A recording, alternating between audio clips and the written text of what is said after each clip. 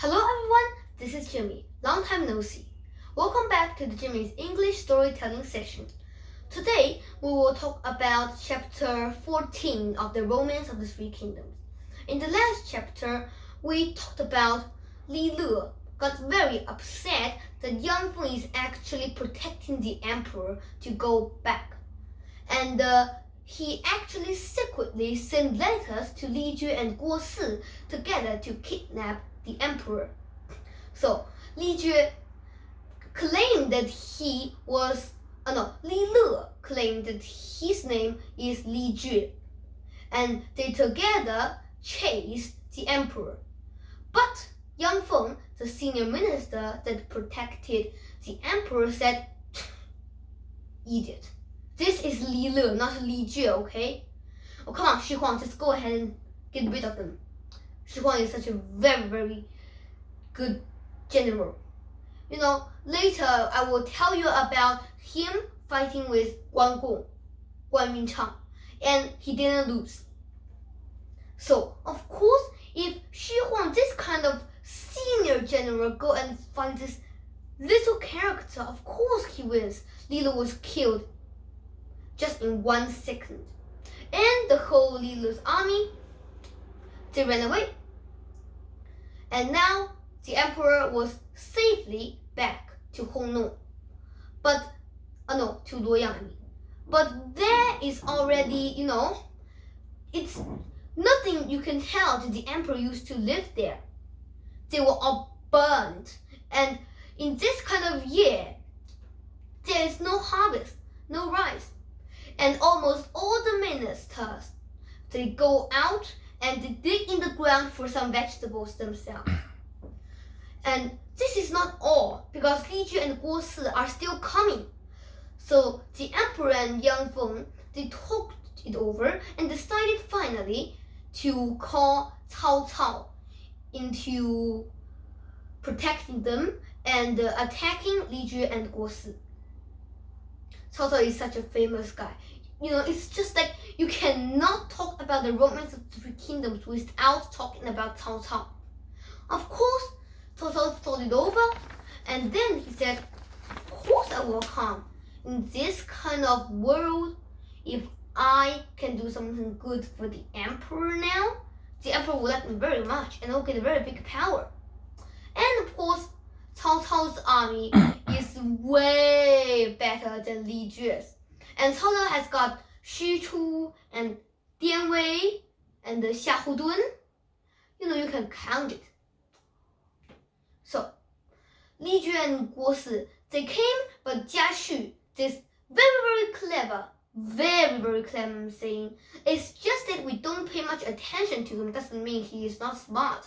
Actually, a lot of famous guys who talk about Romance of the Three Kingdoms, they even say that Jia Xu might just be as clever as Zhuge Liang. Really. Jia Xu said, "No, this isn't going to be a very good fight, Cao Cao's army are all very strong and they've got very good weapons. How about we just, stop fighting? And maybe they will forgive our crimes and we may not go to jail after all." But Li Jue got very angry and he said, "Are you going to stop us from taking over the world?" And he wanted to kill Jia Xu. Well, of course, the other known as ministers, the advisors, they advised Li Jue into not killing Jia Xu. But Jia Xu also got very disappointed at this, and at night, himself with only 1 horse ran to the countryside, went to his own old house, so that he wouldn't be killed. And then, just as he predicted, Li Jue got beat terribly. He is just like the fish that got out of the net. He ran into the mountain. And then he became just one of those robbers in the mountain that nobody cares. But when Cao Cao did all this, the emperor liked him very much. And Yang Feng and Han Xian, this two guys who did a lot of things to protect the emperor. They took secretly. Cao Cao now is going to have a very big power. Yeah, he will not have us here together. Sooner or later, he will frame us. Yeah, how about we better just go to the mountains? We will no longer stay here. We can be robbers. At least death can be better than being framed by Cao Cao and then getting into the prison. They agreed, and then they ran away secretly at night. They always run away at midnight. I have talked about Chen Gong, and now Jia Xu and Han Xian and Yang Feng, these four people who I can't say both already. They all ran away from somebody at midnight. But then Cao Cao realized this, but he wasn't angry. He just laughed and said, I know what these people are thinking. It doesn't matter. They run away just like the tiger with no claws. Sooner or later they will be caught by me. And then to get, approve his power, he talked the emperor into moving to his home, Xudu. And of course the emperor agreed because Xudu has a lot of rice and all the ministers can stop going outside and dig in the dirt for some vegetables.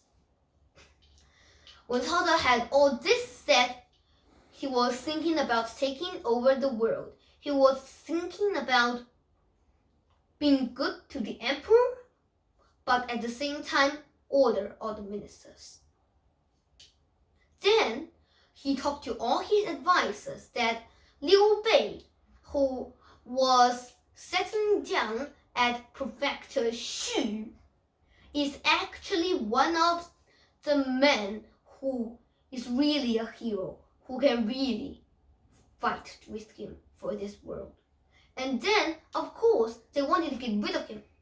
First, Xun Yu, the very, very clever also advisor, though didn't have a very good ending, advised him, to make a very good letter by the emperor that tells Liu Bei to kill Lu Bu, who was settling down very near him in Xiaopei, the city, very small city. So when the letter got there, Liu Bei hesitated. He just told the guy who sent the letter that, well, we can talk about this later, okay? And later, he told the brother Guan Yu and Zhang Fei. When Lu Bu got right into Prefecture Xu, Zhang Fei got out his sword and tried to kill Lu Bu. Lu Bu this time was very furious. He said, Zhang Fei, why would you just want to kill me? 3 times already. Zhang Fei said, the emperor made the letter and wants us to kill you. I'm doing this for the whole nation. I just want to kill you. What? Liu Bei quickly let him out, and he showed Lu Bu the letter. Lu Bu said, duh, this is just some stupid trick from the idiot Cao Cao to let us not be so good to each other, and then he can kill both of us. Liu Bei said, don't worry, I will not do this. I will not do this. This is a trick from a dumbhead. So this trick from Cao Cao did not work. So Xun Yu had another idea. He advised Cao Cao that, well, you can have another letter to Liu Bei, tells him to attack Yuan Shu. And when Liu Bei goes out, the prefecture itself will not have a lot of people defending it. And Lu Bu is somebody who just wants benefits. And at this kind of situation, he is sure to attack the prefecture Xu. And after that, Liu Bei may not success in the war with Yuan Shu. For Yuan Shu has a lot of rice and army, and when Liu Bei comes back, he will not even have a home. Great, isn't it? Why does Xun Yu, this clever guy, always come up with such genius bad ideas? I hate him. But of course, if he goes to Liu Bei, he will be just one of those very good advisors that tells Liu Bei the right thing to do all the time. Anyway, Cao Cao used this idea. And Guan Yu said, this is just another trick from Cao Cao. Liu Bei said, though it is, the order from the emperor, we cannot not take it. So they went and fought with Yuan Shu. Yuan Shu got very angry that Liu Bei is trying to take over his prefecture for nothing. But Xuan De was worried about his prefecture Xu, and he told Zhang Fei that if he wants to defend, he will have to listen to Chen Deng, this senior advisor, and not drink wine. Zhang Fei said, sure, I'll just stop drinking wine. Easy as pie. So of course then, Liu Bei was no longer worried, and they went out. But at night, Zhang Fei said, everybody, this feast is because my brother Liu Bei told me not to drink wine, so tonight we will have a very big feast, drink all the wine we want, be drunk anyway, but from tomorrow, no wine, no more. So they passed the wine to everybody else, everybody got a cup, but Cao Bao said, well, Cao Bao is just one guy. And his niece is Lu Bu. He said, I don't drink wine. So said, oh, come on, it's just a cup. Cao Bao had no other ways of getting out of this, so he just drank. Very unwillingly. But Zhang Fei was already drunk, and he passed it over and over again, and the next time to Cao Bao said, I really can't drink anymore. Zhang Fei said, hey, you already drank last time, why don't you drink this time? Cao Bao said, I really do not drink wine ever since I was born. Zhang Fei said, you do not take orders from me. I should beat you 100 times. Everybody tried to persuade Zhang Fei into not beating him. But it was no use. Zhang Fei is already drunk. And when somebody is drunk, especially somebody so crazy like Zhang Fei, nobody can talk him into doing anything that he doesn't want. So, Cao Bao can just beg. And he said, oh please, on the sick God face of my niece, Lu Bu, you would please just let me go this time. Zhang Fei was very furious, and he said, I was not going to beat you, but you used Lu Bu to frighten me, so now I really want to beat you. And he beat him for 50 times with such a very thick and very, very large wood. And after that, Cao Bao got back very, very, very angry with Zhang Fei. And later, he shot an arrow with a letter on it to Lu Bu. Lu Bu received it and saw that Cao Bao had been able to open the gate of the prefecture Xu for him. So late at night, Lu Bu went to attack. And Cao Cao killed all those soldiers who took care of the gate and opened the gate. Lu Bu came in. Zhang Fei finally woke up, and when he found this, he regretted so much, but there's nothing he could do. So much army of Lu Bu. Although he might be a good fighter, he cannot get out of this. So he just ran away himself, not even able to take the, wives and kids from Liu Bei. And later, when Liu Bei came back and found the prefecture Xu is already lost, he said nothing. And Guan Yu was very angry. Duh!